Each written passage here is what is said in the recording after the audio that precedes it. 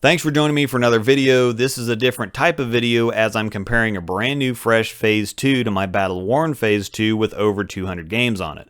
They both have exactly the same layout, 5 1/4 by 3 3/4 by 4 3/4, and although you can't replicate factory surface, I took a new 1000 pad to my current P2 and finished it with a lightly used 2000 pad to get as close as possible. I'm bowling on this year's or the 2019 USBC Open Championship singles and doubles pattern, and I think as you can see by the lack of label visibility, we're starting with the old P2 first. My current Phase 2 was drilled for the US Open PTQ a little over a year ago at the end of October 2018. It looked good there, and then I continued to use it in tandem with the Idle Pearl, which by the way is getting its own new versus old comparison coming soon, but for the next several months I used these two nearly exclusively.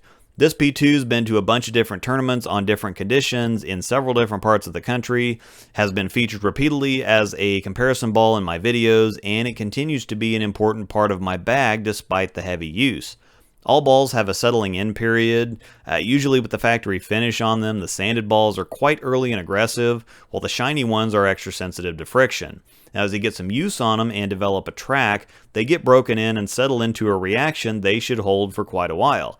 Now, several people have remarked at how well the P2 holds up over time for a more aggressive solid. The more aggressive something is at first, the further it has to fall, but the P2 gets to where it's going to be and stays there nearly indefinitely, it seems. Even after all this time and all these games, adding a bit of surface to it gets it back to a better than fresh cover reaction in my opinion. It has the use on it to tame it down a bit and blend it more and put the reaction in the most useful and efficient place. There's a few shots here that don't make it back, the same thing happens to the new one, but that has more to do with the heavier and longer condition than the ball reaction, plus it's just a difficult pattern, but a simple adjustment puts us back in business. Now we'll move to the new Phase 2. I think you can obviously see that it's earlier right off the bat. These are the very first shots I've thrown with it, so I haven't even taken any practice shots.